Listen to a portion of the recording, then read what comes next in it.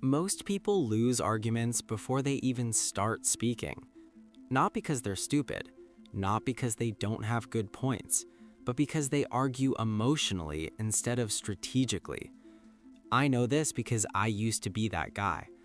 I'd walk away angry, replaying the whole conversation in my head, thinking of the perfect comeback 2 hours later.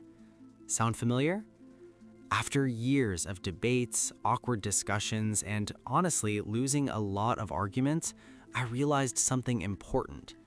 Winning arguments isn't about being right, it's about managing psychology. Today, I'm sharing 6 practical methods that actually work in real conversations, ranked from basic to powerful, so you know exactly what to use when it matters.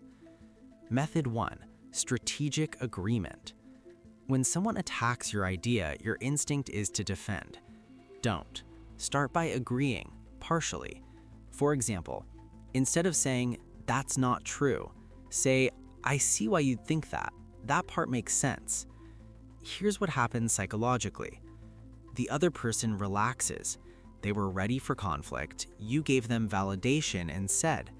Now they're more open to hearing your perspective. Then calmly add, "But I think there's another angle we should consider." This makes you look confident, not defensive.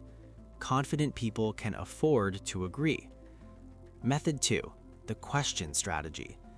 This method goes back to Socrates. Instead of telling someone they're wrong, ask questions that make them think deeper. Example, someone says, "High grades guarantee success." Instead of arguing, ask, "Do you think skills matter as much as grades? Have you seen examples where grades didn't translate to real-world performance?" When people reach a conclusion themselves, they believe it more strongly. You're not attacking, you're guiding. That's influence. Method 3. Word framing.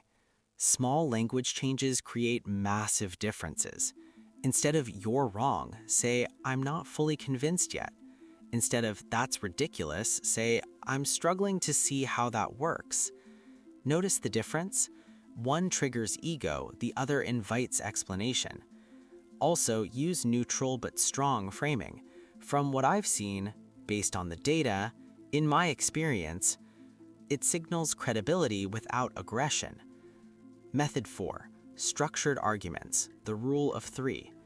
Human brains love structure. When you make a point, don't ramble. Give 3 clear reasons. Example, "I disagree for 3 reasons. First, it's expensive. Second, the timing is risky. Third, we don't have enough data." It sounds organized. It sounds thought through. It sounds confident. Most people argue emotionally. Structure makes you stand out instantly. Method 5. Calm data, not data overload. Earlier, I used to think overwhelming someone with facts wins the argument. It doesn't. Too many facts looks defensive.